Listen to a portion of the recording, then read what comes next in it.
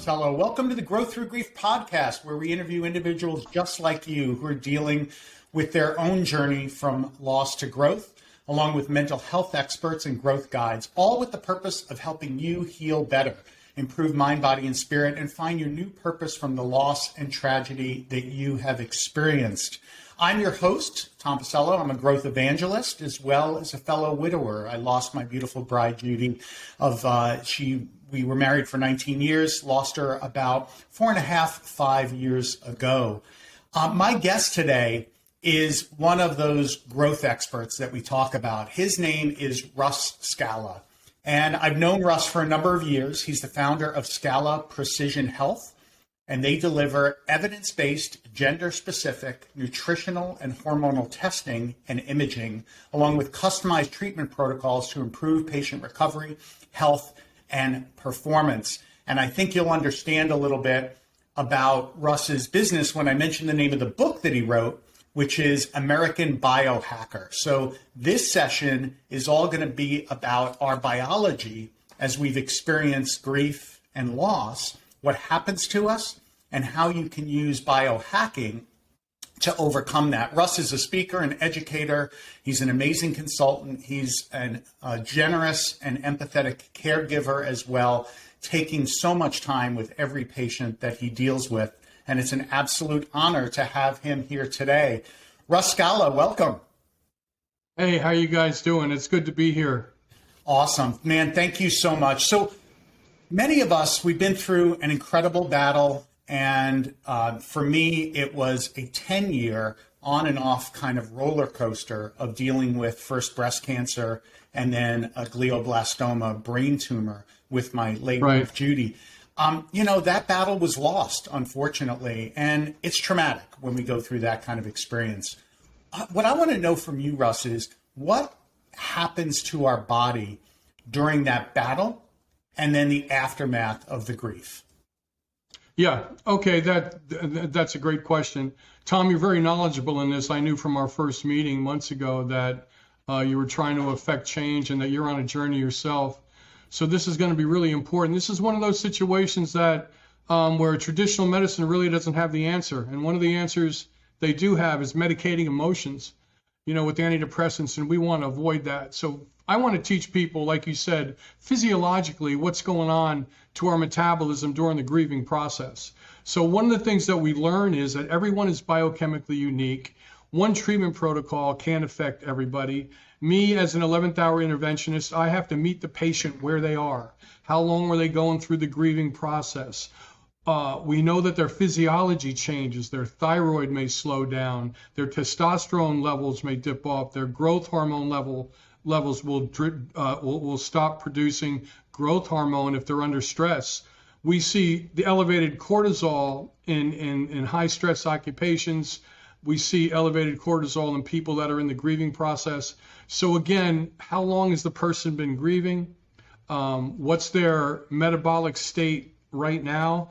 And what could we do to get them out of the railroad tracks so they could power through this and come out the other side healthy? Absolutely. So that's sort of a 60,000 foot view where we are. Yeah. And Russ, let's dive a little bit deeper because I know that a lot of the folks on that listen to the podcast really are interested in some of the details. So the first is that we're going through a traumatic experience. The limbic system is going to be activated. That's the middle part of our brain. And in particular, the amygdala.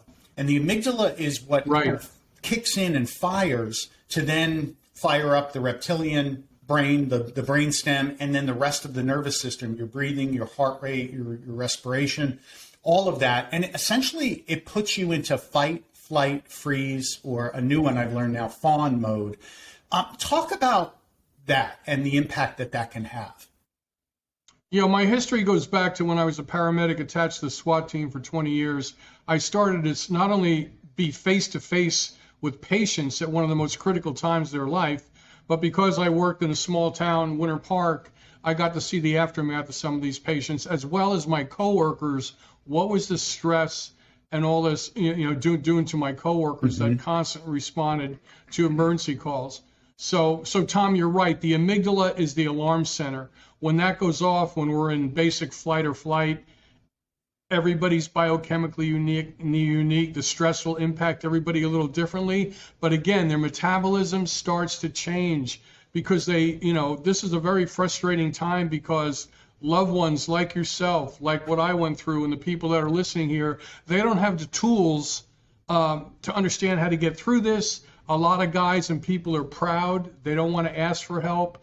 And this is one of the only times that you want to be able to ask for help and not worry about what people are thinking. Get those two friends that you can really trust that will help you through this, even if they're just in the room, because physiologically you don't have to read the book Why Zebras Don't Get Ulcers to understand that stress at whatever level, physical, mental, or emotional stress, starts to cause nutritional deficiencies, hormonal deficiencies, and this will impact our feel-good neurotransmitters, serotonin and dopamine. Now, just knowing that, we know that people are going to go in the tank.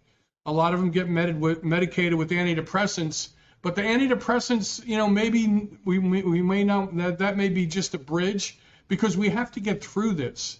And medicating emotion during a tough time really suppresses all your growth and your activity, your positive activity. So there's a lot of new research coming out on this topic on what we can do. Now, one of the things that happens is sleep gets impacted, right, when we're stressed out. Talk about the impacts on sleep first, and we'll go through a couple of the other impacts as well. Yeah, sleep is very important for recovery. The idea that we all need 8 hours of sleep is completely wrong. There's actually 5 different levels of sleep. I've been studying the sleep process where long distance runners that run 200 to 400 miles actually could do something called micro sleeping, where they could sleep for a minute and slowly recover. On the far side, police, firemen, myself, people go through and divorce. Interrupted sleep patterns slows the recovery process of the trauma. Interrupted sleep patterns cause an imbalance in the gut-brain connection. The intestinal tract is the second brain. I traveled to the first gut testing lab in 1996 called the Great Smokies Diagnostic Lab. This is very important. Your gut is very important during the healing process. It's very important to understand your microbiome when you're trying to sleep. And again, you're running scenarios in your head. You've just lost somebody. You lay your head down on the pillow at night and you start circulating these thoughts and you start ruminating. Well, in our 30s, we used to have little Pac-Men that ate up that extra stress. Once we get in our 40s and 50s, those little Pac-Men called monoamine oxidase disappears. So if we cycle or we get upset after 3 o'clock, it will disrupt our sleep patterns through the night.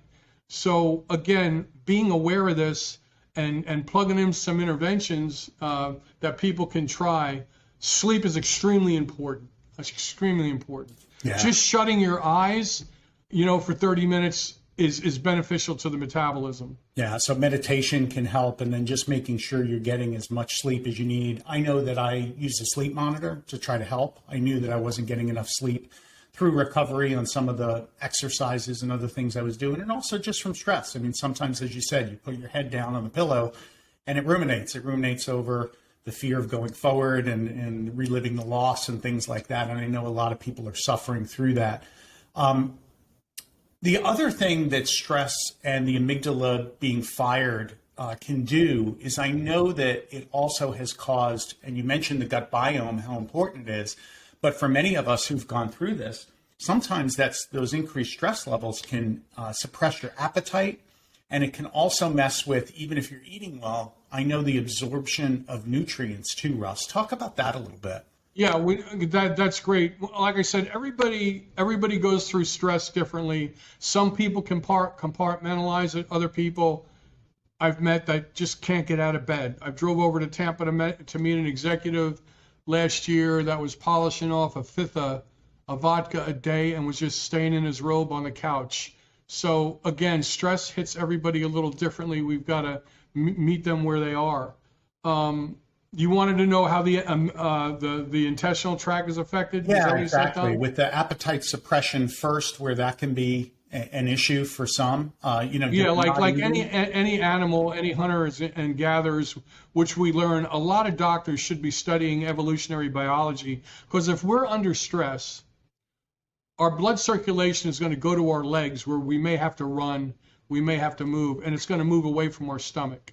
So if somebody's grieving and they're in this grieving process, every day, basically, depending on the study, you need about 21 minerals, 13 vitamins, 9 amino acids from protein, 2 essential fatty acids. If you don't get that during the grieving process, you're going to mine it out of your own tissue. And that's what you want to avoid. You want to avoid being severely deficient as you see your way through this process, because everything is interconnected. We can't just treat nutrition. We can't just have counseling. We can't just treat hormonal levels. We can't just treat the gut. What my team does is we look at everything. And depending on where the patient is and the feedback and the testing, we kind of get a basic idea of what to help them with. And talk as well, you mentioned real quickly cortisol, which I know is I know it is the stress hormone, and we're talking about stress. So talk about cortisol levels, the short and long-term impact of that. And I know for me, I believe that that's what caused adrenal fatigue, because I was going through stress for such a long period of time. That's a great example. I've worked with endurance athletes, myself, police, fire, a lot of people that have secreted excess cortisol levels, including executives, mothers with postpartum depression. So cortisol wakes us up in the morning and carries us through the day. It's a natural hormone in our body. It's made from cholesterol. And then right around 2 or 3 o'clock, melatonin starts to be released, and our body gets ready for sleep at 2 or 3 o'clock. So the cortisol, melatonin, circadian rhythm is extremely important. How do you restart that circadian rhythm? One of the things we do is have somebody go outside and let the sun hit their eyes for about 10 minutes. That restarts it. So I measure cortisol saliva testing. When somebody's in adrenal fatigue, we have to support their adrenal glands with hydrocortisol, 5 milligrams to 40 milligrams. So everybody is on a continuum. Cortisol is extremely important. During stress, you could be pushing out too much cortisol, and then you hit a wall and your adrenal glands don't put out any cortisol at all, and it has to be supported. Cortisol also suppresses thyroid, estrogen, progesterone, testosterone, and growth hormone. Older people and war veterans and police and fire, cortisol hammers the hippocampus. There's people that are under a lot of stress, they always start to lose their short-term memory. So that's, some of the things that we could see right away and kind of alert people to they need to plug in some behavioral interventions so they could see their way through this, what they're going through. Yeah. Now, Russ, what I want to do is talk about what people typically do to kind of address some of these issues, right? We're under stress. We've got the fight, flight, freeze, fawn response going. We've got our hormones messed up, cortisol production, melatonin maybe not being produced, so we're not sleeping. And so what does the grieving widower do? Well, a lot go and grab a few extra drinks a day to kind of go to sleep. Or as you said, maybe they go to a doctor and that doctor wants to provide a fix. And so they subscribe or prescribe an antidepressant, or maybe they prescribe a sleep pill, right, to get them just to affect the short-term issues. Talk about that kind of medication, self-medication, and then prescription medication first. And then what I want to do next is kind of get into, okay, what's the real way to go about addressing this? So alcohol first. Right. So, no, exactly. So I meet people where they are. And if somebody is really grieving and they really, obviously, you can tell that it's just been only a few weeks. I try not to impact their diet or their drinking. I just listen to them, run some lab work, and I sort of move real slow with them because I know their feel-good neurotransmitters, serotonin and dopamine, are really low. And a lot of people that they go through this grieving process, all their dead air, all their downtime is about thinking about this person that they love, they miss. How am I going to replace this person? Do I have to get back out in the dating field? How am I going to get back to work? They're constantly cycling thoughts in their mind. And one of the things they got to do, and I hear this all the time, is, Russ, how can I shut my brain off? Well, there's ways we could do that. But what happens to people, and you could understand this, I worked in the addiction market for 20 years. People that drink alcohol, the alcohol elevates their estrogen levels. And estrogen elevates the feel-good chemical serotonin. So you can understand why women start drinking or men start drinking. They're basically medicating their brain with alcohol, and then they're following it up with simple carbohydrates, white rice, pasta, bagels. Any of the simple carbohydrates will also elevate serotonin levels. I call that the poor man's Prozac package. And so they medicate themselves. A lot of times when I correct hormonal levels, I hear this all the time. Wow, I didn't even want to drink today for some reason. And that reason is because the hormones, the estrogen, the testosterone, the progesterone we're providing people is balancing out their brain chemistry. And they don't make the association with the drinking, but that's what it is. Yeah. Now, Russ, in my personal journey that and we've talked about just at the coffee shop that we both frequent, and I've had the pleasure of meeting you at, I went cold turkey. Right the day after my wife passed away, I knew that alcohol was I was using it to medicate through the process. And I also knew that it was going to be a big inhibitor if I were ever to try to make improvements going forward. I was drinking very sugary oriented drinks, which doubly compounded from the alcohol and the sugar.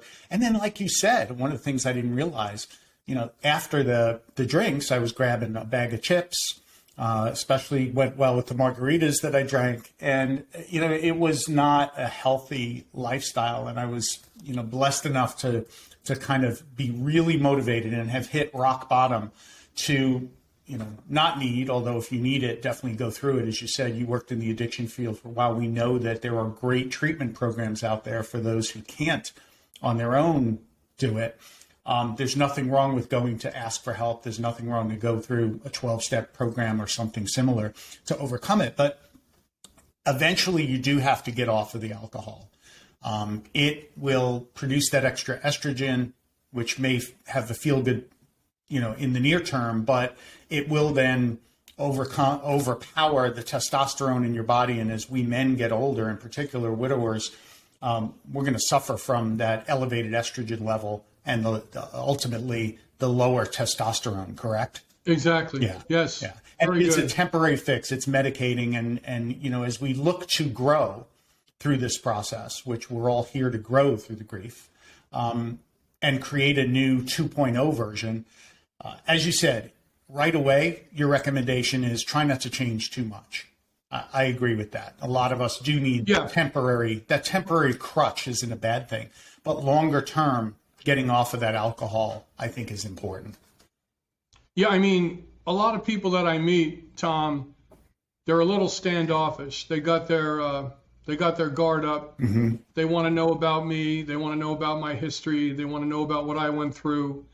And I let them know right away that I'm not the food Nazi. I'm not the alcohol Nazi. We got to see this thing through. I say there's 4 stages of liver failure. So we've got a lot of time, but eventually we want to cycle out of these bad behaviors because I know you want to move forward with your company. You've got kids that you want to see. You love other people and other family members. Right now, somebody just took a picture. A flashbulb just went off in your face. I don't expect you to pull a ripcord on this jet fighter that you're in. You're being twirled upside down. You're going 100 miles an hour, Mach 2 with your hair on fire. You're trying to make decisions that they're not going to be good decisions. So I try to stay on the sidelines in the beginning, send them research, tell them about other people that I work with, get some lab work done, point out the nutritional deficiencies that affect their brain chemistry. Like one guy I just did a test on last week. He's in a bad spot. He goes, man, I didn't know I was deficient in magnesium. I go, well, some people are, some people aren't. Magnesium is involved in over 700 reactions in the body. He started replacing magnesium. He goes, I could really feel it after the first week. So I didn't say anything. I'm like, okay, now I got buy-in. He understands that what we're doing is looking at his biochemical individuality, and we're going to not use sweeping generalizations, but we're going to have specific targets like a sniper to help him get out of the railroad tracks. So it's like walking up a flight of stairs, Tom, with a yo-yo in your hand. We're going to take steps up together, up the stairs every day. The yo-yo will be the diet, mood, fluctuations of energy levels. Yeah. And as you said, Russ, if you can get the balance in the brain fixed so that the serotonin is being produced, the dopamine is being produced the right way, then you feel less of a need for that medication. Same thing when it comes to the doctor medication of antidepressants and sleep aids, right? If you can get the melatonin right, if you can get the dopamine, the serotonin, and the oxytocin kind of all at the right levels, then maybe you don't need those antidepressants and sleep aids in the long term. And one of the things, if you go through this and change your physiology, your brain is actually developing new brain tissue. As you know, we talked about neuroplasticity. Yeah. While you're going through this process, while you're following some basic protocols, your brain is developing new brain tissue because your brain is releasing something called brain-derived neurotropic factor. That's miracle growth for the brain. Now, if you take an antidepressant or if you medicate yourself with alcohol, you may be shutting that process down.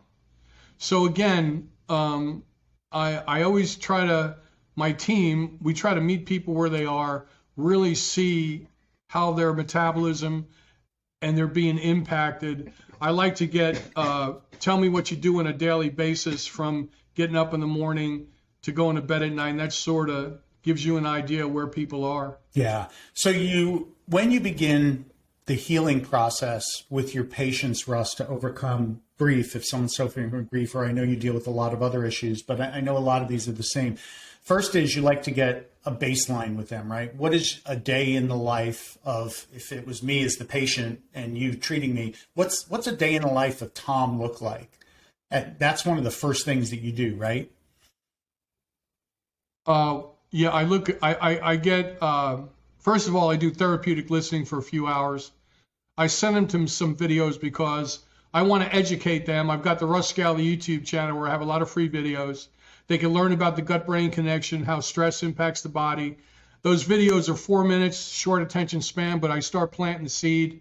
And then once I talk to them, I do therapeutic listening. Then about my third or fourth consult, I start plugging in very basic interventions that they could apply. Because at that point, they're trying to get through, not every day, they're trying to get through every couple hours. And then, Russ, you go and do some blood testing, right? Talk about that. Talk about what you recommend there. Well, our blood testing that we do are not offered by their general practitioner. So I share the blood work with them that they need to get from their general practitioner. And sometimes the general practitioner says, I don't know what these results are going to be because I've never ordered this before. And it's basically looking at estrogen, testosterone, growth hormone. It's looking at all the hormonal levels and the endocrine system. The other test that we do is a urine sample that looks at vitamins, minerals, amino acids, microbiome, and whether environmental toxins are damaging your DNA. We look at all your feel-good chemicals in your brain. So that's the baseline. Herein lies the rub. With this, I could see whether they're severely deficient in serotonin, severely deficient in dopamine, or they may not be. Maybe they're able to compartmentalize stress and have a couple of drinks a night. Well, a couple of drinks a night after you just lost a loved one, to me, is not that bad. And if they're hanging on and this is getting them through and they are sleeping, then I could adjust the treatment protocol. Now, if they're going off the deep end, driving their car fast, they're using drugs, some people gravitate towards highly dangerous behavior, then I've got to incorporate something ASAP, and I even have a counselor that will call them daily. Yeah. So once you've got that baseline and you begin making these adjustments, how do you make those adjustments to the brain chemistry, to the gut biome? Well, great. That's a great question. One of the things we do is we impact, in a male or female, we look at everything that impacts the brain chemistry, okay? Where are they right now? So in a man, we may look at the HPA axis. So we optimize his thyroid, T3 and T4. We optimize his testosterone. Now, a male testosterone level will go from 300 to 1,000. If a doctor sees you at 400 while you're in the grieving process, he says, oh, you're fine within range. That isn't what we want. We want to get the range up into the 800-900 range. So the testosterone, the natural producing testosterone, will help elevate serotonin levels. So for a male, we look at estrogen to testosterone, progesterone ratio. Progesterone binds the same receptor sites as Prozac and Xanax, very important for the brain chemistry. We look at thyroid, T3 and T4, fasting insulin, cortisol, and hemoglobin A1C. That's just the blood work that we do. That will give me an overall of the brain chemistry. And part of my contracts with clients is they've got to maintain their general practitioner, and usually I could get them to run that lab work through their GP, and then we figure out a fee moving forward, whether they want to continue to stay on a monthly program, they want us to balance their nutritional hormonal levels. There's two separate fees for that. Mm-hmm. So part of it, as you mentioned, is there's a nutrition component, right? It's what you're putting in your body, both drink and eat, that is going to help to boost those levels or repress the ones that you want to repress a little bit more. There's going to be supplements that you take. And then I know, and I'm curious about, because I haven't taken advantage of this, is kind of the bioidentical hormone field. So talk a little bit about the nutrition and the drink, supplements, and then bioidentical hormones, and then anything else that you're using as a tool to kind of help. Well, right. If you go online and look at there's a lot of testosterone gurus out there. And I did a lot of, my expertise is in performance and longevity. How does physical, mental, or emotional stress compromise our body? Well, there is a sweeping generalization. We all start losing our hormones at around 30. Testosterone is extremely important for the heart. If you have low testosterone levels and low normal levels, your arteries become blocked. You know, we've got 30,000 cardiologists in the United States that still thinks fat causes heart attacks. The paradigm in heart disease treatment is completely changing. I just shot a couple of videos with Tony on my YouTube channel. The heart, and nobody thinks about this, Tom, your heart beats 100,000 times a day. It circulates over 2,000 gallons of blood. And just that motion alone can cause blockages in the arteries. And that's what a lot of people don't understand. Can you imagine a pump that starts a few weeks in vitro and can beat all the way up until you're almost 90 years old? It's phenomenal to think about. So we also know that testosterone is extremely important to keep the arteries dilated, keep blood sugar down.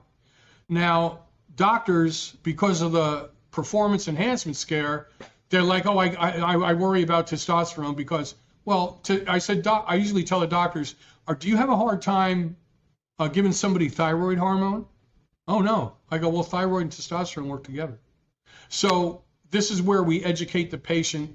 We send him research to take to his doctor. This is extremely important to optimize thyroid, progesterone, estrogen, testosterone, and cortisol in men. In women, we look at the OAT axis, the ovary, adrenal, thyroid axis, and when we dial that three-legged stool in, the same thing happens. We look at a woman has three estrogens: estradiol, estrone, and estriol, progesterone, testosterone.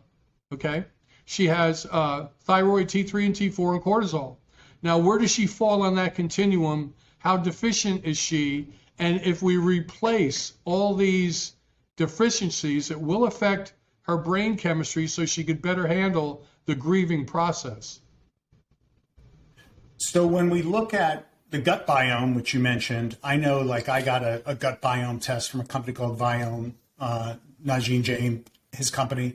And it was really helpful for me to balance my diet, to really optimize my second brain, my gut, which Right. then influences your venal vagus nerve and then communicates up to your brain, and it goes right into your limbic system. When you have a gut feel, that is your brain and the limbic system kind of activating to kind of control your emotions, and that's the emotional tie to the gut. So the gut is really responsible for a lot of mood, a lot of fight, flight, fear responses that go on, and you've got to optimize that. So when I got exactly, very good. I got that gut biome test, it really gave me a list of, okay, here's what it looks like from a bacteria and viral level, but also here's the foods that you really should be eating to turbocharge that good bacteria, to instill growth in that good bacteria, and then also the foods that you should be avoiding that are going to create more of the bad hormones or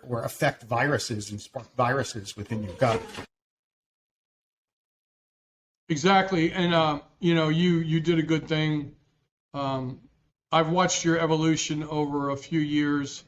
The only thing different is if you and I met a few years ago, we would have pulled all this together really fast for you, and that is what it is. But now, us sharing this information, people are going to listen to us. They're going to see that there's light at the end of the tunnel. They're going to know that their doctors don't have this information, and this is how we pay it forward, Tom. It really is. Yeah, for me, it was a lot of trial and error, Russ. I couldn't agree with you more. I probably should have been on a program with you from the beginning, but wherever that journey is, I think is great. So we talk about not going it alone and the emotional impact of grief. Talk about that a little bit. Yeah, Dr. Sapolsky, who wrote the book Why Zebras Don't Get Ulcers, and he wrote another book, 700 pages, called Behave. He's really focused on psychoneuroimmunology, and that's a big word, but it basically says that while we're under stress, our immune system becomes suppressed. And he studied monkeys, baboons. He went to Africa. He would knock out baboons with sleeping darts and measure their cortisol levels. I mean, this guy is definitely on the tip of the spear when it comes to understanding this. And then he applies a lot of this to what happens to humans. We know heart disease kills 17 million people a year, and a lot of people die from heart attacks when they're under stress. So the hormones cortisol that you and I talked about and adrenaline actually cause vasoconstriction. It cause your arteries to close up. So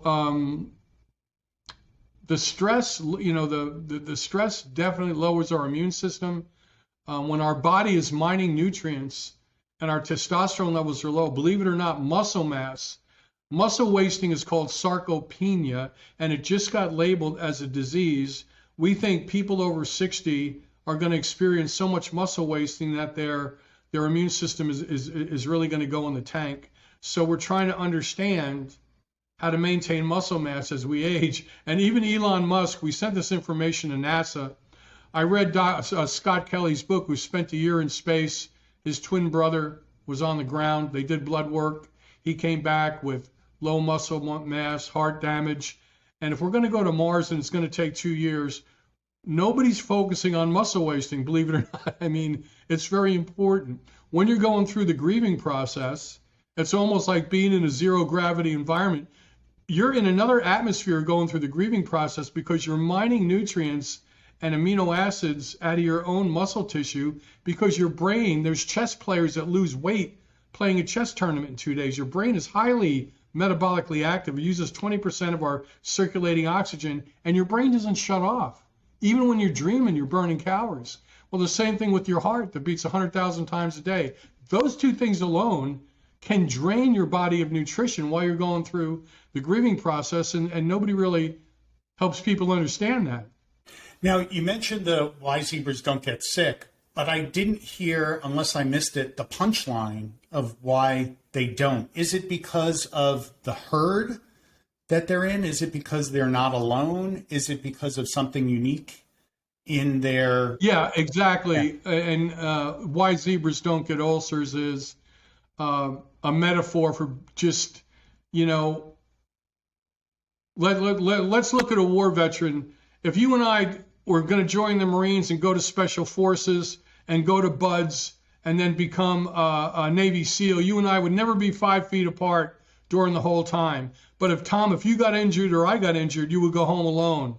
Now they're starting to rethink that whole process. You need to stay with your team. Being with your team, being with people that understand you, why do cops hang out with cops? I was a paramedic. I hung out with paramedics. I isolated myself because A normal person that's raising children, they don't want to hear all the bad stuff that we see. Yeah. And me being an 18-year-old paramedic, seeing stuff I've never seen before, I didn't have nobody to talk to. So I definitely didn't want to take these horrific stories home to my parents or my girlfriend. So a lot of times I would isolate myself. I would drink at the time and try to deal with it, and that wasn't the way to go either. Yeah, and so having a tribe, like what the Growth Through Grief community is about, what other communities are about in the grief, whether it be a grief share or other outlets, I think is really important. And I know that in the beginning, I certainly had friends that would reach out, friends that cared, but they were part of my old almost persona, right? Of the husband, of the father.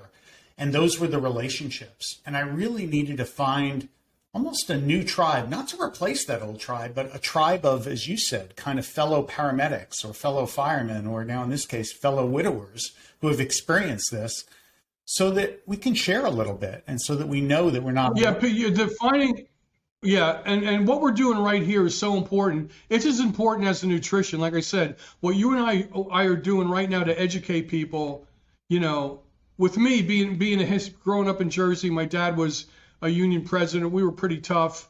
When I lost both my parents, a few people came out of the woodwork and said, "Well, I know what you need." I'm like, "You have no idea what I need." Mm-hmm. I wasn't negative, but for me to align myself with my tribe, I gravitated towards the war vets, Mm-hmm. the counselors that would help war vets, the counselors that would help alcoholic detectives. They kind of understood me a little bit better, Mm-hmm. and I was able to build a tribe that way. Regular people that we consider friends, they know us and they have a certain skill set. Maybe they could do some therapeutic listening. Maybe they could sit down and have dinner with us. But that's it. That's all they could do. No disrespect to them. But like you said, finding a new tribe, like you said, of fellow widowers, you have more of a connection with them than you do your neighbor who you've known for 15 years, right? Yeah, absolutely. And like you said, it's not like abandon those friends. Although I know that some people who've gone through this process have kind of reevaluated their friend groups to maybe remove the ones that were a bad influence that could take them down that wild path or that destructive path, right? Replace them. Yeah, the energy vampires. The energy vampires are they're just not good. It's like, come on, Bubba, let's go out. You know, let's go get a few drinks. And I'm like, I don't need a few drinks, man. Yeah. I'm trying to get through this. I balanced out my hormonal levels. Actually, my clients that needed me are almost a second family to me.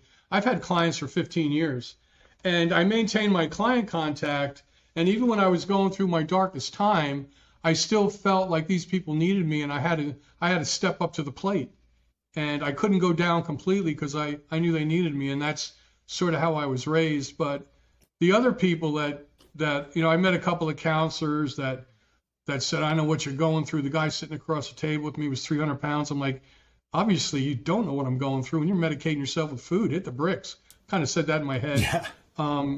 It's very lonely while you're going through this. That's why meeting like-minded people, having people that are grieving, hear what you and I are talking about, they can almost start the process after they watch our video. And that's what got me out of bed when I knew we were going to do this. I'm like, okay, we could really make some difference. We can make a difference. Absolutely. And you did mention another one quickly. I won't go into this too much because I want to get to the one piece of advice you can give. But you did mention helping others as one of the ways that you healed. You had your patients, you were able to kind of help them.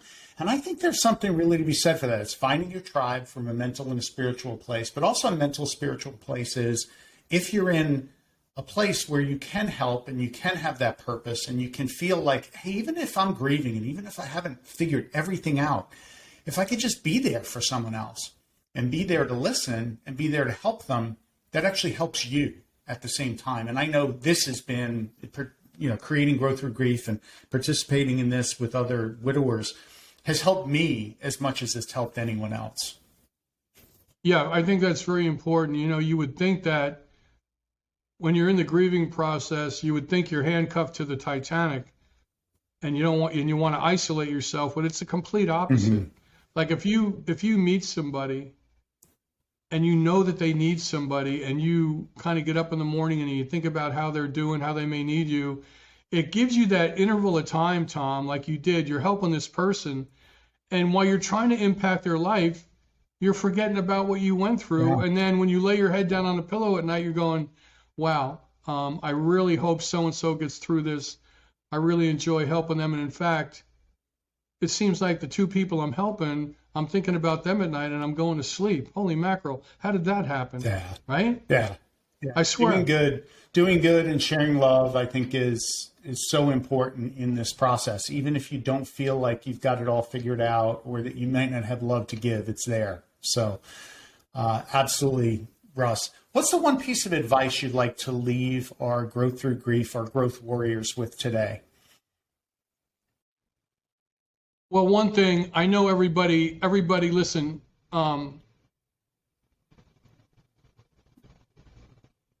it's going to be painful, but suffering is optional. You don't have to suffer. And listen to what Tom and I said. There's some basic things you could do, even if your world is upside down. Even if you feel like you're spiraling out of control, getting out in the sun once a day, okay? Getting your basic lab work done, looking and finding deficiencies early on, because the only way around this is to go straight through it. And you need to do it with certain people. And this community, I don't know of another community like this. This community can be life-saving for you. You know, Eric Topol, the head of the Cleveland Clinic, wrote a book 7 years ago. It's called The Patient Will See You Now. He said people are going to form communities. People are going to run their own lab work. People are going to heal each other, like Tom's doing here, all without a physician. And that's coming true as we're talking. Russ, I absolutely love that. And thank you so much, brother, for participating in the Growth Through Grief podcast, sharing your biohacking advice. I know that you too have experienced loss of your parents and know this well. So thank you so much for that personal experience and personal advice.